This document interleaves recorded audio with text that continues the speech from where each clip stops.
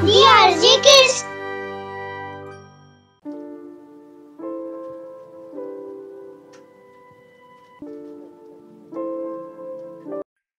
ही गोष्ट आहे बाळ गणेश आणि राक्षस गजमुखासूर यांची, ज्याला शंकराकडून वरदान मिळाल्यावर आपल्या शक्तींचा अहंकार होतो.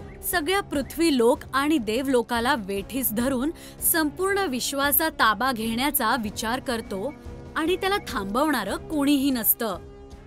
ओम नमः शिवाय, ओम नमः शिवाय, ओम नमः शिवाय.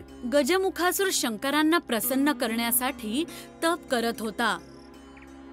त्याचे हे तप बघून शंकर प्रसन्न होतात आणि त्याच्या समोर येऊन प्रकट होतात.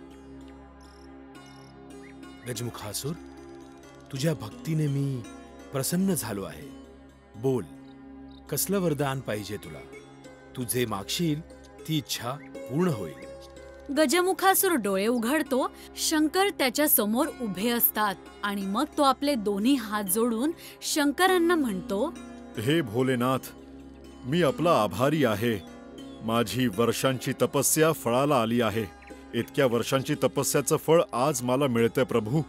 मी तुमचा भक्त आहे. इतक्या वर्षांपासून तुमची भक्ती करत आलो आहे. आज मला असा वरदान द्या की पृथ्वी, आकाश आणि पाताळमध्ये माझ्यापेक्षा शक्तिशाली कोणी नसेल. कोणीही मला हरवू शकेल नाही. ना कोणी प्राणी, ना कोणी मनुष्य, ना कोणी देव. कोणीच मला हरवू शकेल नाही. मला इतकं शक्तिशाली बनवा. तथास्तु. मी तुला वरदान देतो की या विश्वात तुझ्यापेक्षा शक्तिशाली कुणी नसेल. परंतु या शक्तीचा दुरुपयोग करू नकोस, कुणाला त्रास देऊ नकोस. तथास्तु. तुझी इच्छा पूर्ण होईल. सगळ्यात शक्तिशाली होण्याचं वरदान शंकर गजमुखासुराला देऊन ते कैलाश पर्वतावर निघून जातात. गजमुखासूर खूप प्रसन्न होतो, कारण आता या विश्वात त्याच्यापेक्षा शक्तिशाली कोणीच नाहीये. हळूहळू त्याला त्याच्या शक्तींवर गर्व होऊ लागतो. तो सगळ्या पशुप्राण्यांना त्रास देऊ लागतो, जागोजागी विध्वंस करतो आणि हळूहळू देवलोकांकडे जाऊ लागतो, कारण त्याला त्याच्या शक्तींचा अहंकार झाला असतो. तो विचार करतो की आता या संपूर्ण विश्वावर तो राज्य करणार. याच हेतूने तो देवलोकाला त्रास देऊ लागतो. सगळे देवता सैरावैरा पळायला लागतात आणि मग शंकराकडे येतात आणि म्हणतात, हे भोलेनाथ, तुम्ही त्याला सर्वशक्तिमान होण्याचं वरदान दिलं आहे. त्या गजमुखासूरला त्याला खूप अहंकार झाला आहे त्याच्या शक्तीचा. तो संपूर्ण पृथ्वीला, पाताळ लोकवर आणि देवलोकावर हाहाकार करत आहे. सगळीकडे विध्वंस करत आहे भगवंत. आणि आता तुम्हीच ह्या संकटातून आम्हाला वाचवा. सर्व देवांनो, गजमुखासूर जे पण करत आहे ते चुकीचं आहे. त्याने त्याच्या शक्तीचा दुरुपयोग नाही करायला हवा. त्याच्याकडे मी दिलेलं वरदान आहे. ते वरदान मी मागे तर नाही घेऊ शकत, पण त्याचा पराभव करण्यासाठी मी बाळ गणेशला पाठवत आहे.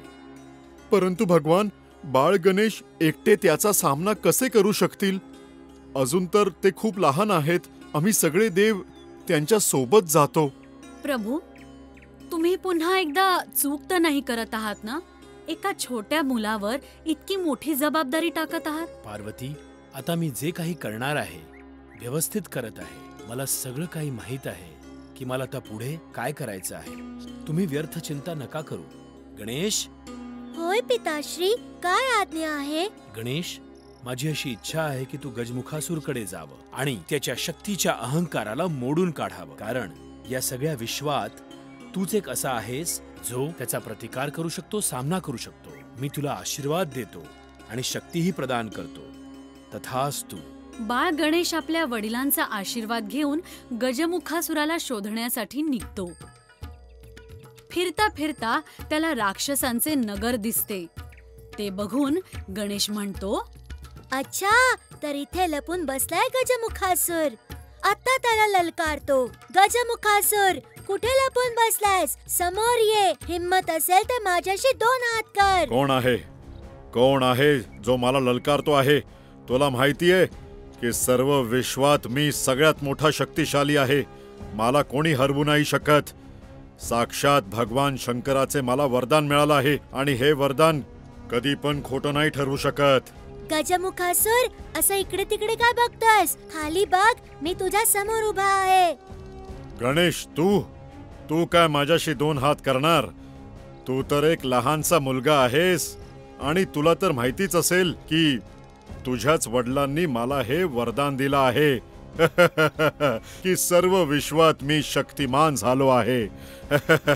माझा प्रतिकार कोणीच नाही करू शकत, तू पण नाहीस. अच्छा गजमुखासुर, मला हे सांग की माझ्या वडिलांनी तुला काय वरदान दिलंय? ह्या समस्त विश्वात माझा प्रतिकार कोणीच करू शकत नाही. मी सर्व शक्तिमान आहे. मला कोणी माणूस हरवू नाही शकत आणि कुठला प्राणीही.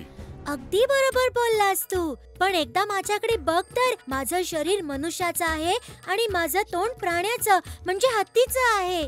आता मला सांग की मी तुझ्याशी 2 हात करू शकतो की नाही? हे वरदान माझ्यावर लागू नाही होत. भेड्या मुला, तू माझ्याशी वैर घेतो आहेस. मी तुला सोडणार नाही. गजमुखासुर गणेशवर हल्ला करतो, परंतु प्रत्येक वेळेस गणेश वाचतो आणि मग गजमुखासुर रागाने लाल होतो, परंतु गणेश त्याच्या हाती लागतच नाही. मी तुझ्यावर अग्निशस्त्र सोडत आहे मुला. हे तुला भस्म करून टाकेल. गणेश गजमुखासुरच्या अग्नि अस्त्राचा सामना वरुण अस्त्राने करतो आणि त्याला निष्प्रभ करतो आणि गणेशशी 2 हात करण्याच्या नादात गजमुखासुर त्याच्याकडील असलेले सर्व शस्त्र संपवून टाकतो. शेवटी तो गणेशला म्हणतो, जर तू इतका शक्तिशाली आहेस तर मला पकडून दाखव, माझा सामना करून दाखव.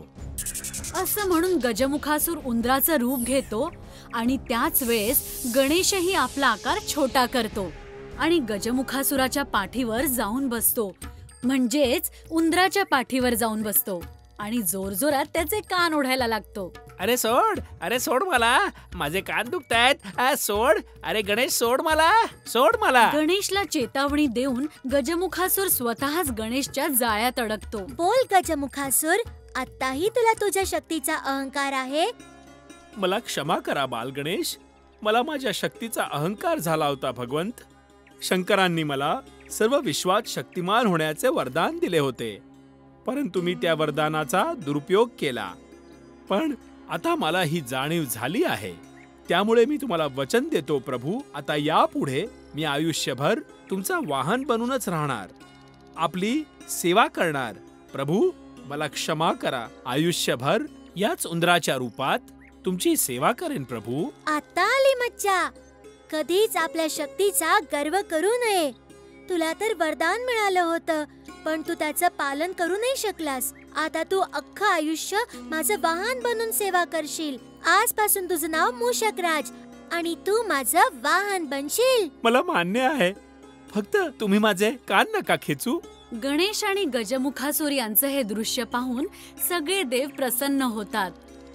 सगळे बाळ गणेशचा जय जयकार करतात. सगळे शंकराचे आभार मानतात. या गोष्टीतून आपल्याला हे शिकायला मिळतं की देवाने दिलेल्या शक्तींचा सदुपयोग करायला हवा लोकांच्या मदतीसाठी. हे आयुष्य देवाचं देणं आहे आणि याचा उपयोग लोकांची मदत करण्यासाठी केला पाहिजे, ना की अहंकार करण्यासाठी.